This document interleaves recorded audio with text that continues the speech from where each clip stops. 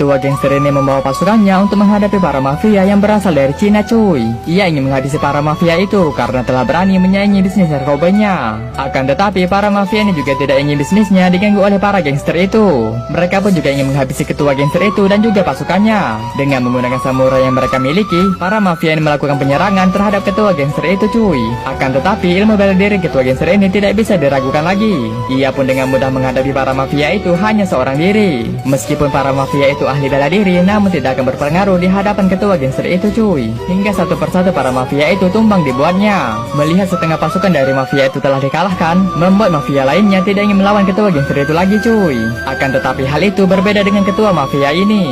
Ia pun mencoba memberikan perlawanan dengan ketua gangster itu. Namun serangan demi serangan yang ia berikan mampu ditahan oleh ketua gangster itu cuy. Hingga akhirnya ketua gangster ini berhasil merebut senjatanya kemudian berbalik menyerangnya. Dan membuat ketua mafia itu berlutut di hadapan ketua gangster itu cuy. Yang kemudian wanita ini pun mengakhiri hidup ketua mafia itu dengan cara menembaknya. Lalu pertarungan itu pun dimenangkan oleh para gangster ini cuy. Akan tetapi tiba-tiba ketua gangster itu merasakan sakit di bagian kepalanya. Ia pun tidak bisa menahan rasa sakit itu hingga membuatnya berteriak kesakitan. Kemudian para anak buahnya segera bergegas menghampiri ketua gangster itu, lalu membawanya ke rumah sakit untuk memeriksa keadaannya. Namun setelah diperiksa oleh seorang dokter, ternyata ketua gangster ini menderita tumor di bagian otaknya cuy.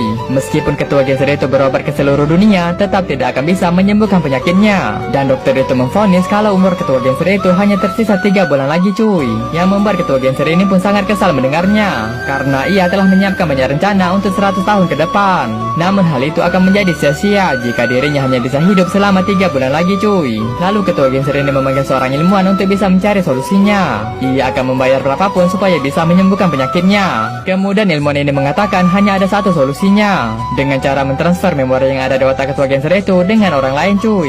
Ketua gangster ini akan memiliki tubuh orang lain itu, tetapi kesadarannya tetap seperti ketua gangster itu sendiri cuy. Jika mereka berhasil memindahkan memori di otaknya, maka ketua gangster itu bisa hidup selamanya. Mendengar perkataan ilmuwan itu, member ketua gangster ini pun setuju dengan rencananya. Akan tetapi ilmuwan ini mengatakan kalau eksperimen ini baru pertama kali ia lakukan. Maka dari itu ia membutuhkan orang lain untuk mencoba eksperimennya cuy, sebelum ia melakukannya dengan ketua gangster itu. Namun meskipun telah beberapa kali ilmuwan ini melakukannya, ia pun selalu gagal dalam eksperimennya. Kemudian ilmuwan ini melaporkan kegagalannya dengan wanita itu cuy, yang membuat wanita ini pun kesal dan ingin memberitahukannya dengan ketua gangster itu. Namun ilmuwan ini mempunyai cara lain supaya rencananya berhasil cuy.